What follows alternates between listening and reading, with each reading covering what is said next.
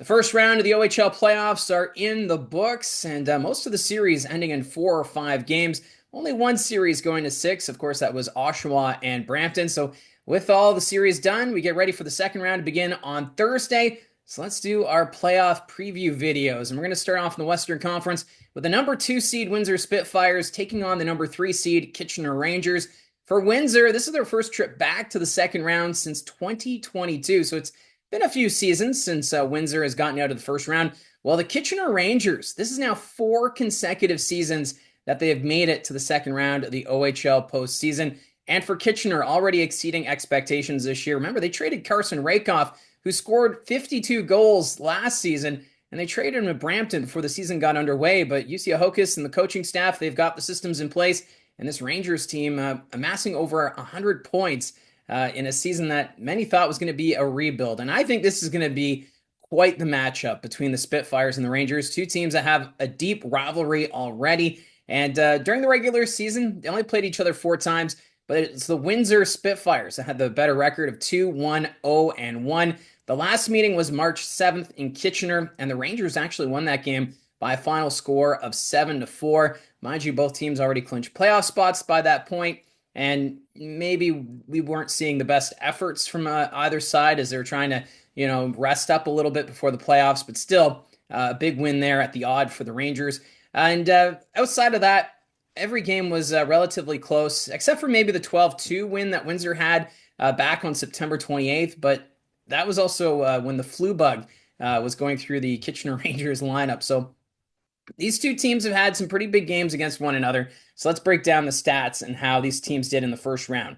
The Windsor Spitfires found the back of the net 28 times in that Game 5 series win against the Sioux Greyhounds, while Kitchener, 17 goals for. A lot of their games a lot closer on the score sheet against the Flint Firebirds.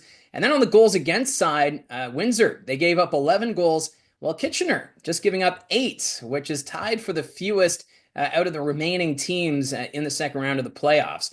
On the power play, the Windsor Spitfires, 38.5%.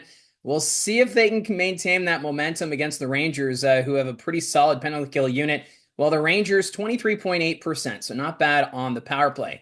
On the penalty kill, however, Windsor operating at 75%, while the Rangers did not give up a power play goals against the Flint Firebirds in the opening round. Right now, their penalty kill operating at 100%. Obviously, they're going to be more tested here against this Windsor Spitfires team, but all signs pointing to a pretty solid specialty teams unit right now for Kitchener going into the second round matchup.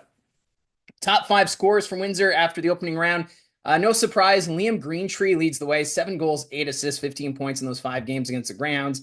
Ilya Protas, he had a great regular season, and it carried over into the playoffs.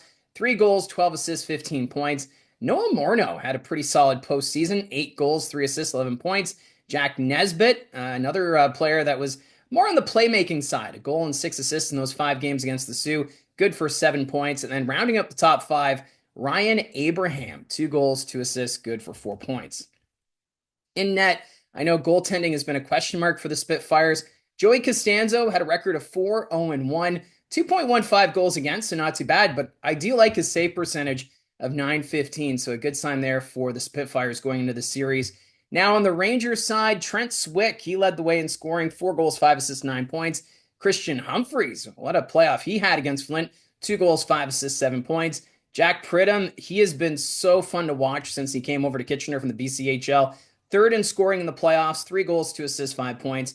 Yeah, Jakub Kromiak. I was a little surprised seeing him here at number 4. A goal and 4 assists, 5 points. Remember, they picked up Kromiak from Kingston during the regular season, and he's fit in quite nicely on the blue line here for the Rangers. And rounding out the top 5 scoring for Kitchener, Luke Ellenis, he had 4 assists, good for 4 points. And remember, he had a good playoff last year for Kitchener. It looks like that's carrying over here into the postseason.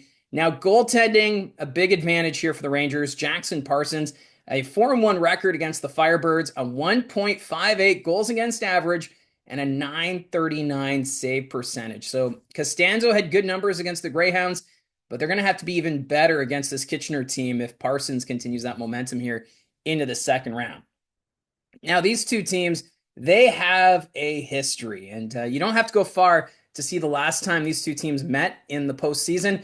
That was in 2023. The Rangers won that first round series in four straight. Now, what stands out about that series, Kitchener was the eighth seed. They upset the Windsor Spitfires, who, of course, acquired Shane Wright and some other pieces to try and go on a deep run. But the Rangers stunning the Windsor Spitfires. And now Windsor looking to maybe return the favor here as they have a rematch here in the second round. I think this is going to be a very tight series. Do not be surprised if it goes 7 games.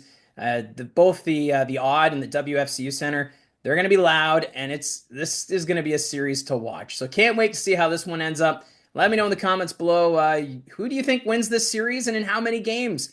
Love to see the interaction. Don't forget to hit like and subscribe. Talk to you again soon.